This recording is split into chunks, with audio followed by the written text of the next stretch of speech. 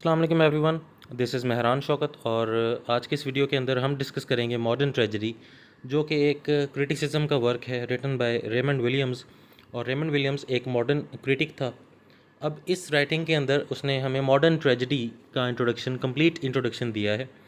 और क्योंकि modern tragedy के बारे में उसने बताना था, मॉडर्न ट्रेजेडी के कैरेक्टरिस्टिक्स के बारे में उसने डिस्कशन करनी थी, तो इसलिए शुरू से लेकर अब तक जो ट्रेजेडी की एवोल्यूशन चलती हुई आई है वो सारी की सारी इसने डिस्कस की है यहाँ पर। क्लासिकल यानी ग्रीक एरा में ट्रेजेडी का क्या कॉन्सेप्ट था, फिर मेडिवल एरा में ट्रेजेडी का क्या कॉन्सेप्ट था, उसके बाद रिनाइसेंस में, रिस्टोरेशन में, क्लासिकल एज में, और आहिस्ता आहिस्ता चलते हुए अब तक मॉडर्न एज के अंदर ट्रेजेडी की क्या प्योरीफाइड फॉर्म पहुँची है यहाँ तक।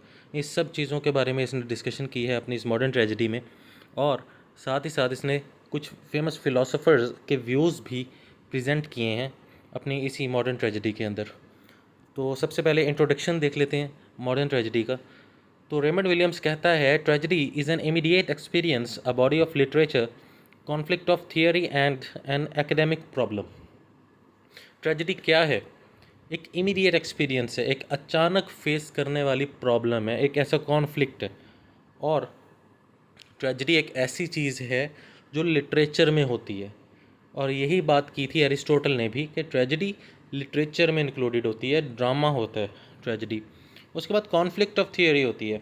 इसके अंदर डिफरेंट पर्सपेक्टिव्स हैं, डिफरेंट टाइम्स से चलती हुई आ रही है ट्रेजेडी, और डिफरेंट उसमें चीज़ें बदलती हुई आ रही हैं। क्लासिकल ट्रेजेडी के कैरेक्टरिस्टिक्स कुछ और थे, शेक्सपियरियन ट्रेजेडी के कैरेक्टरिस्टिक्स कुछ और थे, मार्लोवियन ट्रेजेडी के कॉन्सेप्ट्स कुछ और थे।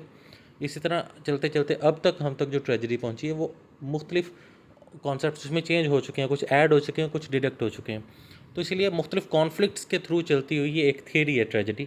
और उसके बाद एक एकेडमिक प्रॉब्लम भी है, एक लिटरेचर में इंक्लूड की जाने वाली एक प्रॉब्लम है जिसको प्रॉब्लमेटिक प्ले भी कहते हैं या प्रॉब्लम प्ले भी कहते हैं ट्रेजेडी को। तो ये कहता है रेमंड विलियम्स। उसके बाद वो जनरली बात करता है कि tragedy is not simply death and suffering but a response to a purely tragic event.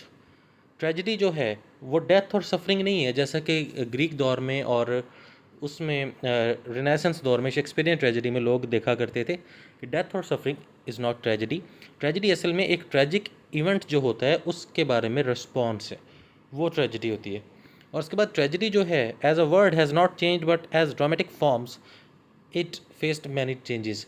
शुरू से लेके अब तक जो ट्रेजेडी के लिए वर्ड यूज़ होते आए हैं, ग्रीक दौर में ट्रेजेडी के लिए एक वर्ड यूज़ हुआ करता था ट्रेगोस, जिसका मतलब था गॉड सॉन्ग, बकरी का गाया हुआ गाना। तो ये ट्रेजेडी का वर्ड जो है ये शुरू से लेके अब तक नहीं बदला। ट्रेजेडी का मतलब वही है, हम जो कहते हैं यार उसके साथ ट्रेजेडी हो गई है, मतलब बुरा हो गया किसी के साथ, तो इसका मतलब वही है। लेकिन जब हम ट्रेजेडी ड्रामा की बात करते हैं तो उसने सर्टेन चेंजेस फेस किए हैं शुरू से लेकर अब तक, बहुत सी चेंजेस। जिस तरह ग्रीक थिएटर में आप देखते हैं, अभी हम डिस्कस भी करेंगे, ग्रीक थिएटर में ऑन स्टेज डेथ नहीं होती थी, उसके बाद ट्रेजिक हीरो नहीं मरता था। शेक्सपियरियन ट्रेजेडी में आगे वो चेंज हो गया, ऑन स्टेज डेथ भी शुरू हो गई, और उसके बाद स्टेज पे भी डेथ होना शुरू हो गई, और साथ ही ट्रेजिक हीरो की भी डेथ हो गई। तो ये सारी चीज़ें जो है ये एज अ ड्रामेटिक फॉर्म जो ट्रेजेडी है वो चेंज होती हुई आ रही है। उसके बाद वो ट्रेडिशन को रिलेट करता है ट्रेजेडी के साथ, कि ट्रेजेडी ट्रेडिशन के साथ कैसे रिलेटेड है। वो कहता है कि tradition tradition is not the past but N interpretation of the past. Tradition क्या होता है, पहले ट्रेडिशन की बात उसने क्लियर की है। ट्रेडिशन क्या है? ये पास्ट नहीं है, ये N interpretation of the past है। पास्ट में क्या हो गया है वो रिवायत नहीं होती, वो ट्रेडिशन नहीं होती, बल्कि पास्ट की उस चीज़ों को एनालाइज करना इस ट्रेडिशन। कुछ चीज़ें होती हैं, कस्टम्स होती हैं, जिस तरह से ओथेलो के अंदर आप देख लें, वो जो हैंडकरचीफ का रोल था वो आहिस्ता आहिस्ता ओथेलो की माँ ने दिया, फिर डेस्टिमोना को, और फिर उसने आगे देना था। तो इस तरह से वो फीमेल प्रॉफिट से चलता हुआ आ रहा है वो रुमाल, वो हैंडकरचीफ। तो वो ट्रेडिशन नहीं है, वो एक कस्टम आप कह सकते हैं, वो एक रिवाज है, वो ट्रेडिशन नहीं है। ट्रेडिशन होता है उस दौर के, शुरू के दौर के उन कैरेक्टरिस्टिक्स को समझना, उन कल्चरल नॉर्म्स को समझना, फिर Aahista Aahista time to time हर चीज़ को एनालाइज करना, फिर आप तक जो एक वो ख़ास रिवायत शुरू से लेकर अब तक चलती हुई आ रही है, that is called the tragedy, that is the tradition. तो ये जो ट्रेजेडी है ना, वो एज़ अ नेम तो चलता हुआ आ रहा है, और एज अ ड्रामेटिक फॉर्म भी शुरू से चलता हुआ आ रहा है। तो ये एक कस्टम नहीं है, ये एक ट्रेडिशन है ट्रेजेडी।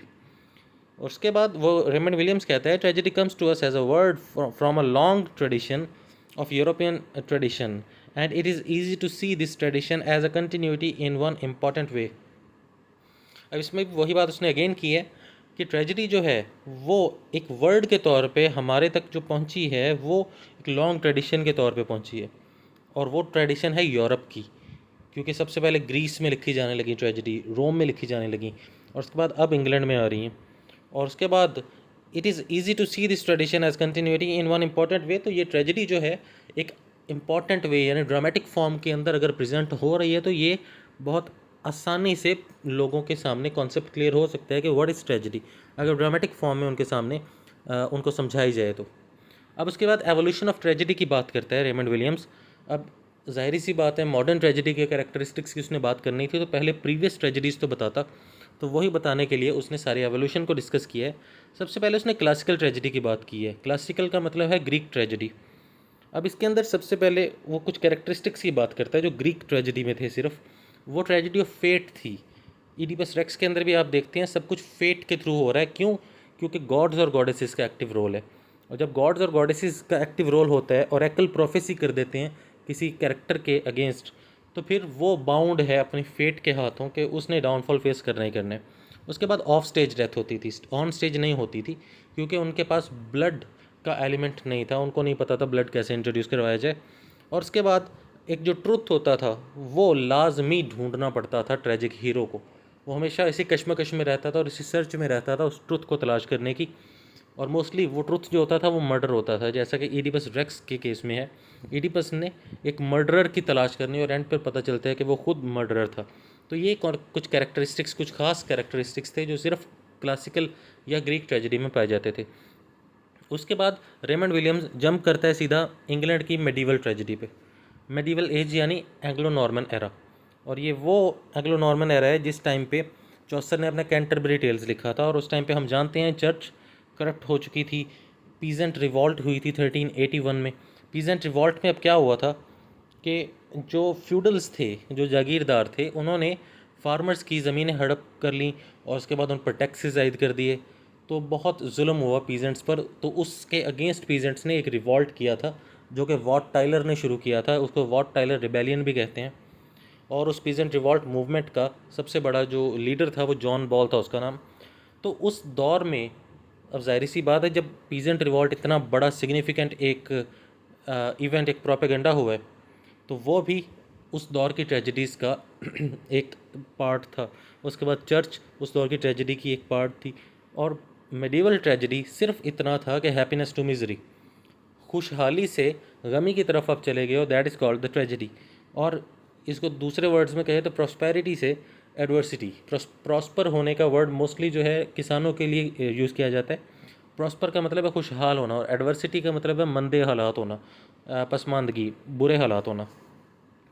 तो फिर खुशी से गमी की तरफ, अच्छे हालात से बुरे हालात की तरफ जाना इज़ कॉल्ड ट्रेजेडी। तो इसके अंदर फ्यूडलिज्म और चर्च की थीम्स हुआ करती थी मोस्टली मेडिवल ट्रेजेडी के अंदर।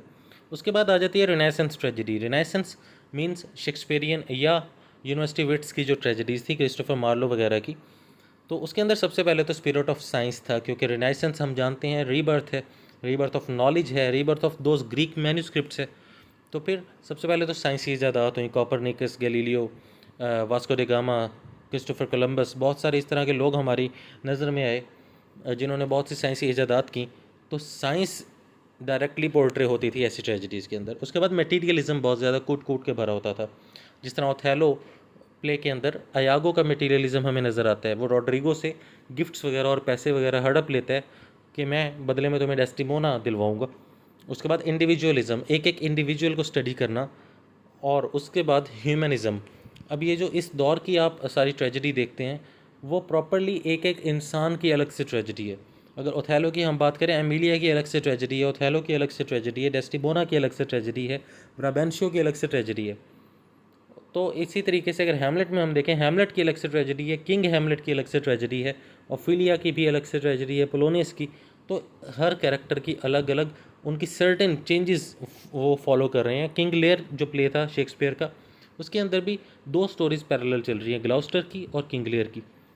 तो इसी तरीके से जो इंडिविजुअलिज़म यही है कि हर पर्सन को अलग अलग स्टडी करना और हर पर्सन को अफेक्ट कर रही है वो ट्रेजेडी। और ह्यूमनिज़म कूट कूट के भरा होता था उस दौर की ट्रेजेडीज़ के अंदर, इंसानी हकूक़ की बात होती थी और ह्यूमंस को स्टडी किया जाता था। Humans were the subject. Humanism की बेसिक थीम ये थी कि man is responsible for his own action, man discovered himself and the universe. तो फिर इंसान अपने रिएक्शन, अपने जो एक्शंस हैं उनका खुद ज़िम्मेदार है। तो फिर अब वो फेट वाला कॉन्सेप्ट जो ग्रीक ट्रेजेडी में था, वो फेट वाला कॉन्सेप्ट चेंज होकर यहाँ पर कैरेक्टर में आ गया, ट्रेजेडी ऑफ कैरेक्टर या फिर फ्री विल जिसको हम कहते हैं। उसके बाद ग्रीक ट्रेजेडी में ऑफ स्टेज डेथ होती थी, रिनेसेंस ट्रेजेडी में ऑन स्टेज डेथ शुरू होगी। आइडिया ऑफ रैंक बड़ा फेमस है रिनेसेंस ट्रेजेडी में। आइडिया ऑफ रैंक से मुराद वो हेनरी एट ने जब इंग्लैंड की अपनी चर्च नई बनाई थी, कैथोलिक चर्च से ब्रेक करके, रोमन कैथोलिक चर्च से, तो अपनी, क्योंकि हम जानते हैं सबसे ऊपर गॉड है, गॉड के बाद दुनिया में सबसे ऊपर रोमन चर्च का पोप था, फिर उसके बाद किंग या क्वीन, फिर एनिमल, फिर आम आदमी, फिर एनिमल्स, फिर बर्ड्स और फिर इंसेक्ट्स और सो ऑन। लेकिन जब पोप को ही हटा दिया, कैथोलिक चर्च से ही ब्रेक कर दिया, तो इंग्लैंड में हेनरी एट ने अपनी जब चर्च इंट्रोड्यूस करवाई, चर्च ऑफ इंग्लैंड के नाम से, तो फिर गॉड के बाद सबसे पहला नंबर आ गया किंग और क्वीन का। उसके बाद आम आदमी, फिर एनिमल्स, फिर बर्ड्स और फिर इंसेक्ट्स और फिर जो माइक्रो ऑर्गेनिजम्स। तो इसीलिए आइडिया ऑफ रैंक जो था बड़ा फेमस था, इसको ग्रेट चेन ऑफ बीइंग भी कहते हैं। अब हैमलेट के अंदर हैमलेट प्रिंस है, किंग लेयर के अंदर किंग लेयर जो है वो खुद किंग है, मैकबेथ के अंदर वो पहले थेन होता है बाद में किंग बन जाता है। तो इतने हाई रैंक्स दिखाए गए हैं। और उसके बाद सुपरनेचुरलिज्म जो था रिनेसेंस ट्रेजेडी के अंदर बड़ा कूट कूट के भरा हुआ था। शेक्सपियरियन ट्रेजेडी का अपने आप में एक कैरेक्टरिस्टिक सुपरनेचुरलिज्म था, और शायद इसकी वजह की ये भी हो सकती है कि उस क्वीन एलिज़ाबेथ और सारे के सारे रिनाइसेंस एज के अंदर जो लोग थे वो एस्ट्रोलॉजी के बारे में बहुत ज़्यादा इल्म रखते थे और बहुत ज़्यादा अपने दिल में इंट्रीग भी रखते थे, इंटरेस्ट रखते थे, क्यूरियोसिटी रखते थे। तो वही बात tragedy due to own faults, मतलब कैरेक्टर के अपने फॉल्ट्स, उसकी वजह से ट्रेजेडी है। Man is responsible for his own actions. उसके बाद रेमंड विलियम्स बात करता है न्यू क्लासिकल ट्रेजेडी की। अब न्यू क्लासिकल ट्रेजेडी जो है वो मेडिवल ट्रेजेडी से थोड़ी सी डिफरेंट हो गई। मेडिवल ट्रेजेडीज़ के अंदर रिनाइसेंस ट्रेजेडी भी मेडिवल ट्रेजेडी से चेंज थी। मेडिवल ट्रेजेडी के अंदर फ्यूडलिज्म और चर्च पे फोकस था। रिनाइसेंस ट्रेजेडी के अंदर वो जो फ्यूडलिज्म था वो ख़त्म हो गया और वो चेंज हो गया स्पिरिट ऑफ साइंस में। अब न्यू क्लासिकल ट्रेजेडी में भी फ्यूडलिज्म का जो ज़ोर था वो टूटना शुरू हो गया। डिसोल्यूशन ऑफ फ्यूडल वर्ल्ड की बात की गई।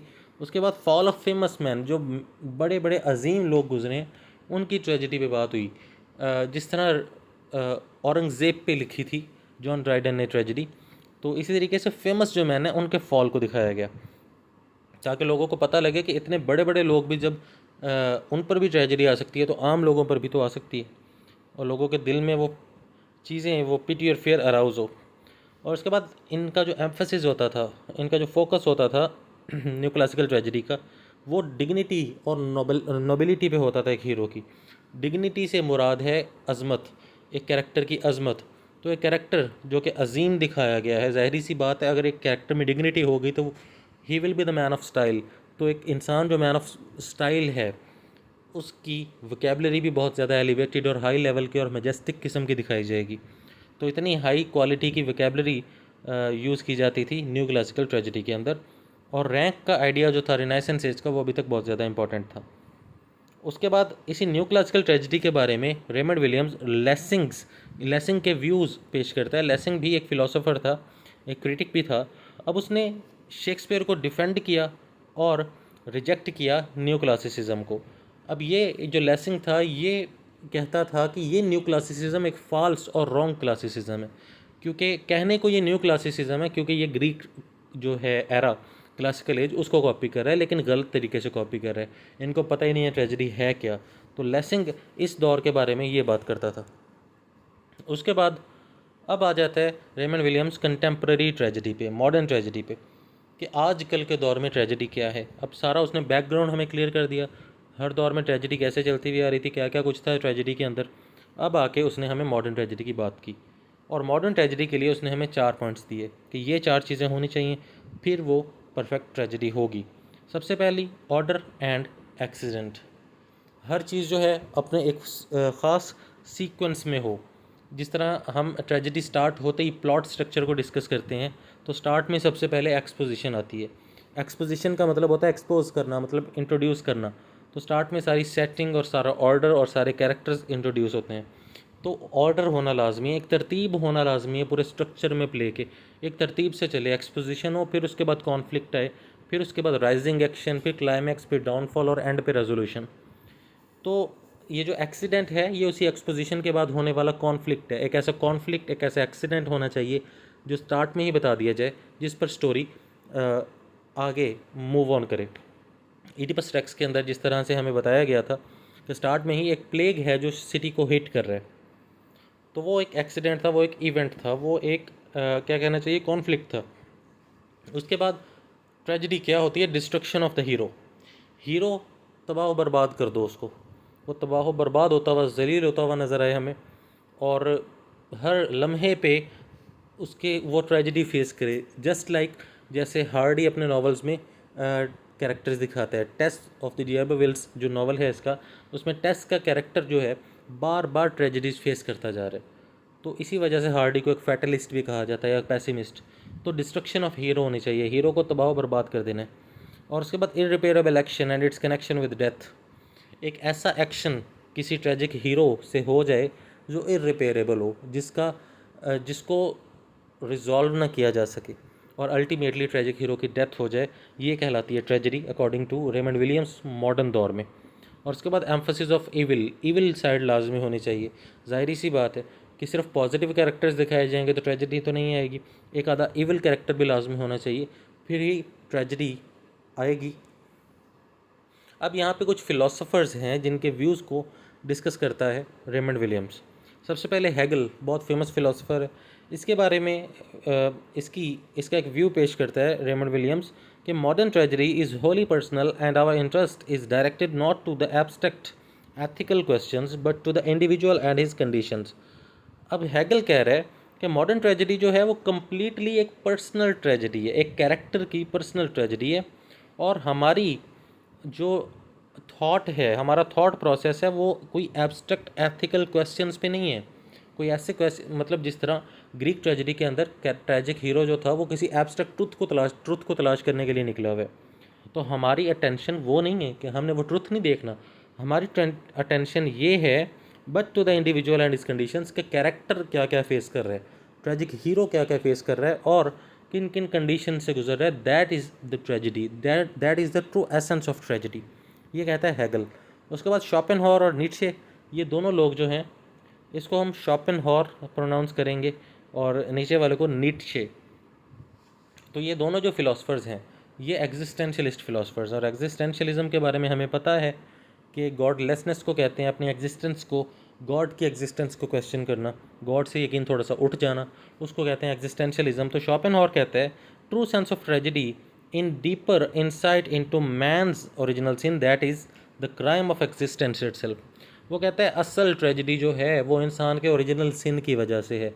वो ओरिजिनल सिन जो उसने ट्री ऑफ नॉलेज से फ्रूट खा लिया था एडम ने, और अब उसके बाद इंसान दुनिया में आ गया है, तो दुनिया में आ गया है तो असल ट्रेजेडी इंसान की ये है। तो असल ट्रेजेडी थी फॉल ऑफ मैन, जो मिल्टन ने पैराडाइज लॉस्ट में शो की थी। अब उसके बाद नीट्शे कहता है कि hero who is the highest manifestation of will is destroyed but the eternal life of hero will remain unaffected. ये इसने वही बात कर दी कि इटर्नल लाइफ का कॉन्सेप्ट बिल्कुल ही गलत है, मतलब मरने के बाद हमारी कोई लाइफ नहीं है। जस्ट लाइक एक ग्रीक फ़िलासफ़र था, उसका नाम एपिक्यूरियस था, उसने भी यही बात की थी कि इंसान मरने के बाद दूसरी इंसान की लाइफ नहीं है। तो इसलिए वो कहता है कि जो ट्रेजिक हीरो है who is the highest manifestation of will, जो अपने हाईएस्ट रिप्रेजेंटेशन है अपनी ख्वाहिश की, अपनी विल पावर की, वो डिस्ट्रॉय कर दिया जाता है दुनिया में, but the eternal life of hero will remain unaffected. लेकिन उस हीरो की जो आखिरी लाइफ है उस पर कोई असर नहीं पड़ेगा। मतलब इन केस अगर आखिरी लाइफ है भी सही इंसान की, उस पे इस ट्रेजेडी का, इस दुनिया में होने वाली ट्रेजेडी का कोई फ़र्क नहीं पड़ेगा। ऑल दो पहले तो ये मानता ही नहीं है कि इटर्नल लाइफ का कॉन्सेप्ट है, क्योंकि इटर्नल लाइफ का कॉन्सेप्ट हमें दिया गॉड ने, और गॉड को ही नहीं मानते एग्जिस्टेंशलिस्ट्स। तो फिर वो यही कह रहा है अव्वल तो गॉड है ही नहीं, इटर्नल लाइफ है ही नहीं। इन केस अगर है भी तो इस दुनिया के कामों का, इस दुनिया की बुराइयों का या ट्रेजेडीज़ का असर उस दुनिया पे नहीं पड़ेगा। So that is all about today. I hope आपको हर चीज़ बड़ी डीपली क्लियर हो गई होगी। So thanks a lot.